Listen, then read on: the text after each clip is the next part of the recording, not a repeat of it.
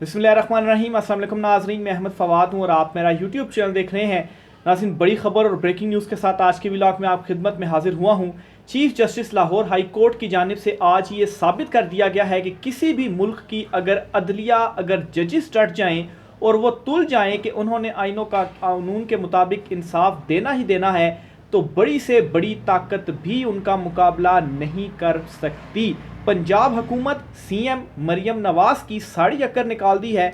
Chief justice Lahore high court ने अहम तरीन जो स्टैंड लिया गया था chief justice Lahore high court की जानिब से बिल आखिर अपनी बात मनवा ली है। इस पर कुछ तफसीलात आपके साथ में शेयर करूंगा। दूसरे नंबर पर नाज़रीन, इस वक्त एस्टेब्लिशमेंट की जो गिरफ्त है वो कमज़ोर हो चुकी है। 3 महाजों पर आप कहें कि बुरी शिकस्त का सामना जो है वो इस वक्त करना पड़ रहा है एस्टेब्लिशमेंट को। इस पर भी कुछ आम तरीन तफसीलात हैं, वो भी आपके साथ में शेयर करूंगा।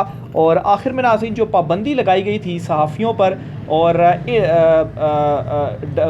नज़र तो ये आ रहा था कि सहाफ़ियों पर पाबंदी लगाई गई है कि वो अदालती रिपोर्टिंग नहीं कर पाएंगे, लेकिन असल में वो पाबंदी अदलिया पर थी, जजिस पर थी कि उनके रिमार्क्स रिपोर्ट ना हो पाए। इस पर जी एक बड़ा एक्शन लिया गया है, लाहौर हाई कोर्ट से ही एक्शन हुआ है। इस पर भी कुछ तफसीलात हैं, वो भी आपके साथ में शेयर करने जा रहा हूँ। सबसे पहले तो नाज़रीन, आपको जो बड़ी ब्रेकिंग न्यूज़ है वो देता चलूँ कि पंजाब हुकूमत को लाहौर हाई कोर्ट के चीफ जस्टिस की जानिब से 6 जजिस या 5 जजिस दिए गए थे कि ये खसूसी अदालतों के जो जजिस हैं इन्हें तैनात किया जाए। और खसूसी अदालतें कौन सी, जो उनमें इंसदाद दहशतगर्दी की भी अदालतें थी और उन्होंने ही जो 9 मई के मुकदमात थे वो सुनने थे। लेकिन जो पंजाब हुकूमत थी वो अड़ गई थी और वो मंजूर नहीं कर रही थी chief justice Lahore high court के उन दिए गए नामों को।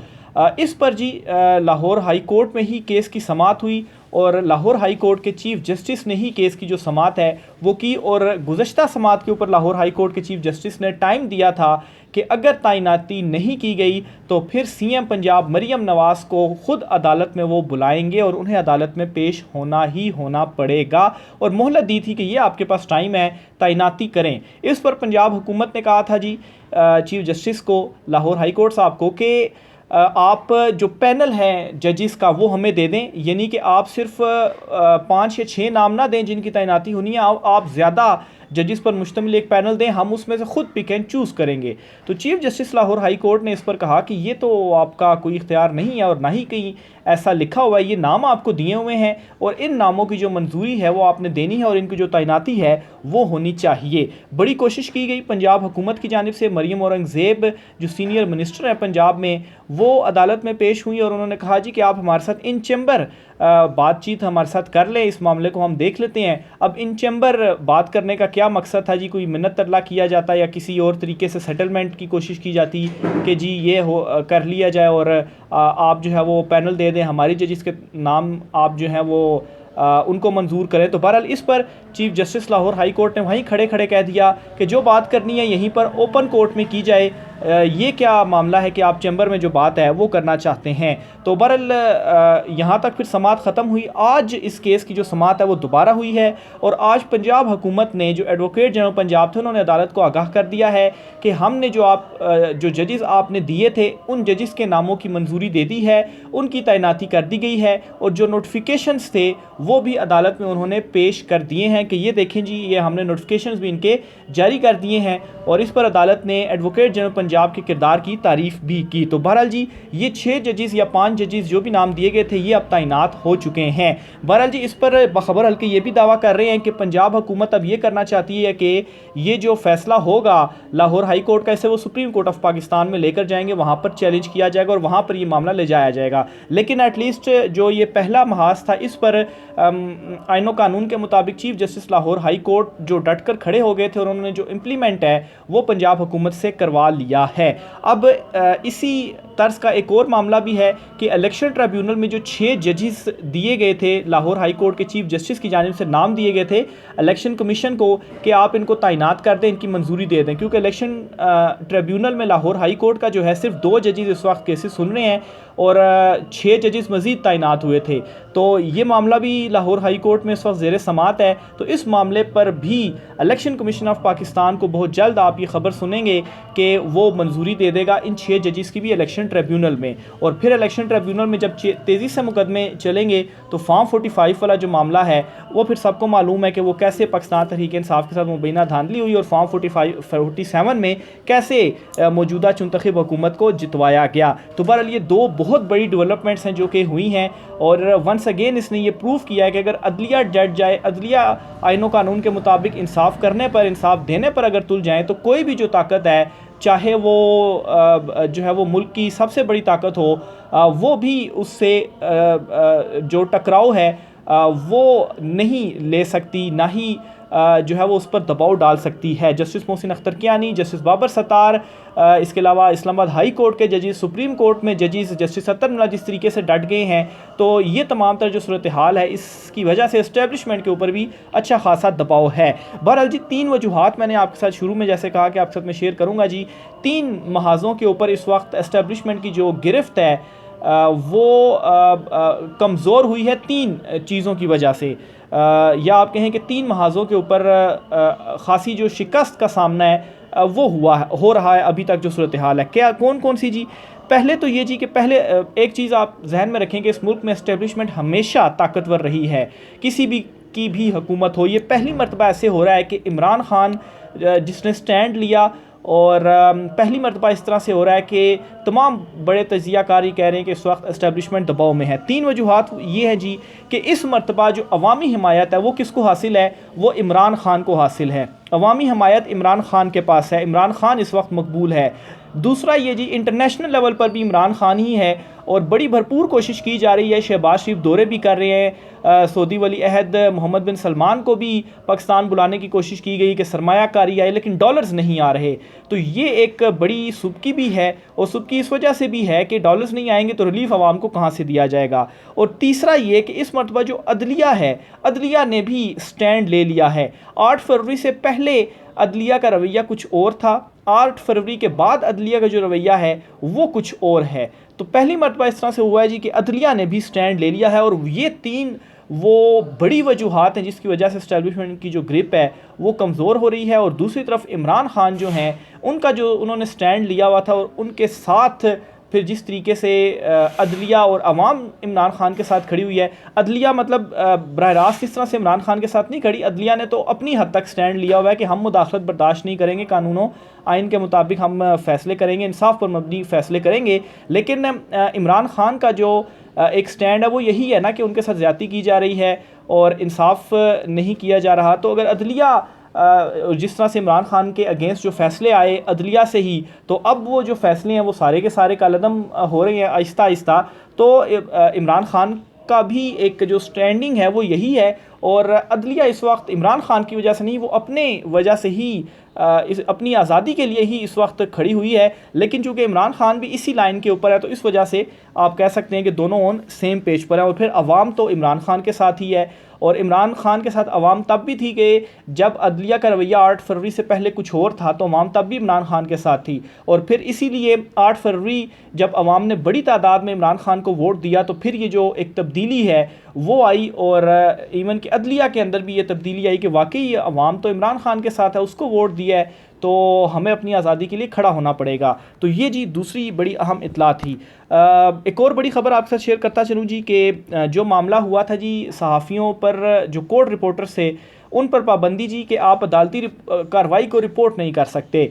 इस पर लाहौर हाई कोर्ट में दरख्वास्त दी गई थी। लाहौर हाई कोर्ट ने एजी को नोटिस जारी कर दिया है, जवाब उनसे मांगा गया है कि ये क्या सूरत हाल है। और दूसरा, दरख्वास्त के काबिल समात होने पर भी दलाइल तलब कर लिए हैं लाहौर हाई कोर्ट ने, और दरख्वास्त काबिल समात होने पर इसलिए दलाइल तलब किए गए हैं क्योंकि ये कहा जा रहा है जी कि इस्लामाबाद हाई कोर्ट में भी इसी तर्ज की जो दरख्वास्त है वो दायर है, तो ये इस्लामाबाद का मैटर बनता है, लाहौर हाई कोर्ट का नहीं बनता, तो इसलिए इस पर दलाइल तलब किए गए हैं। बहरहाल अदालत ने यह भी आज कहा है लाहौर हाई कोर्ट ने कि हो सकता है कि इस मामले के ऊपर वो एक लार्जर बेंच बना दें और इससे फिर अच्छे तरीके से सेटल किया जाए। दूसरी तरफ लाहौर हाई कोर्ट में भी इसी केस की समाअत हुई है, जो दरख्वास्त लाहौर हाई कोर्ट में अलहदा से दायर की गई थी इस्लामाबाद और सुप्रीम कोर्ट जो जर्नलिस्ट एसोसिएशंस हैं इनकी जानिब से। तो इसमें पैमरा को नोटिस जारी कर दिया है अदालत ने, और पैमरा से जवाब मांगा है कि ये आप कैसे जो पाबंदी है वो लगा सकते हैं। और इसमें आज आपको इस्लामाबाद हाई कोर्ट से एक बहुत बड़ी पेशरफ्त ये भी हुई है कि जस्टिस मोहसिन अख्तर कियानी साहब जिन्होंने लापता अफराद और जो अहमद फरहाद शायर है उनका केस सुना, उसमें बड़ी सख्त उनकी ऑब्जर्वेशंस और रिमार्क्स उन्होंने दिए हैं और उसमें उन्होंने ये भी कहा है कि अच्छा ये पाबंदी अब लग गई है तो अब हम ऐसे करेंगे कि अब इस लापता केस को हम बराह रास्त दिखाएंगे। तो एक तरफ पैमरा सहाफ़ियों पर पाबंदी लगा रहा था जी कि अदालती कार्रवाई रिपोर्ट ना हो, तो अदालत ने कह दी कि हम अब इसे लाइव दिखाएंगे, तो अब आप रोक कर दिखाएं। साथ ही साथ जो केस इस्लामाबाद हाई कोर्ट में आज इसकी समाअत हुई है तो इसमें भी पैमरा को नोटिस जारी करते हुए आइंदा समाअत पर जवाब तलब कर लिया गया कि जवाब नहीं आप कैसे कर सकते हैं। तो पैमरा तो बिल्कुल अब फंस चुका है, वो उसके पास कोई जवाब नहीं होगा। ज़ाहिर सी बात है उन्होंने क्यों ये नोटिफिकेशन जारी किया सबको मालूम है, लेकिन अदालत में उनको बताना पड़ेगा, जस्टिफाई करना पड़ेगा कि आप कैसे अदालती रिपोर्टिंग के ऊपर जो पाबंदी है अदालती कार्रवाई के हवाले से वो लगा सकते हैं। तो ये Lahore high court, Islamabad high court से दो मज़ीद जो पेशरफ्त हैं वो सामने आई हैं। लापता जो शायर का मामला, इस पर भी काफ़ी लंबी ये समाअत हुई है, डिटेल में एक अलहदा से मैं व्लॉग करूँगा। और सेक्टर कमांडर जो हैं ISI उन्हें जस्टिस मोहसिन अख्तर कियानी साहब ने ज़ाती हैसियत में वज़ारत दिफा के नुमाइंदे के ज़रिए तलब कर लिया है। ये क्या हुआ, क्या सख्त रिमार्क्स दिए, ये इंशाल्लाह मैं अलहदा से पूरा इसके ऊपर व्लॉग करूँगा क्योंकि अभी मैं दीगर चीज़ें आपके साथ बहुत सारी मैंने शेयर करनी है जी। अच्छा, इसी तरह से जी नेक्स्ट खबर आपको देता चलूँ कि पाकिस्तान तहरीक इंसाफ को जलसे की इजाज़त नहीं दी गई। इस्लामाबाद में पाकिस्तान तहरीक इंसाफ ने इंतज़ामिया से DC से इजाज़त मांगी थी लेकिन नहीं उनको दी गई। देखें ना जी कि पाकिस्तान तहरीक इंसाफ जब मांगती है इजाज़त तो उनको नहीं दी जाती, तो इसे अब इस्लामाबाद हाई कोर्ट में चैलेंज कर दिया गया है।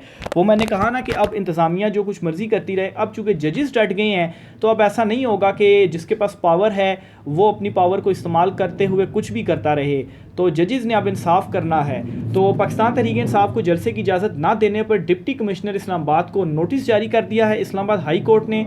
Chief justice Islamabad high court Aamir Farooq ने तहरीक इंसाफ को इस्लामाबाद में जलसे की इजाज़त ना देने पर DC के ख़िलाफ़ तौहीन अदालत की दरख्वास्त पर समाअत की है और नोटिस उनको जारी कर दिए हैं कि आएँ और आप जवाब दें। इसके अलावा जी chief justice Islamabad high court Aamir Farooq ने ये रिमार्क्स दिए कि जलसे की इजाज़त कौन देता है, डिप्टी कमिश्नर ही देता है, हम दरख्वास्त पर नोटिस कर देते हैं।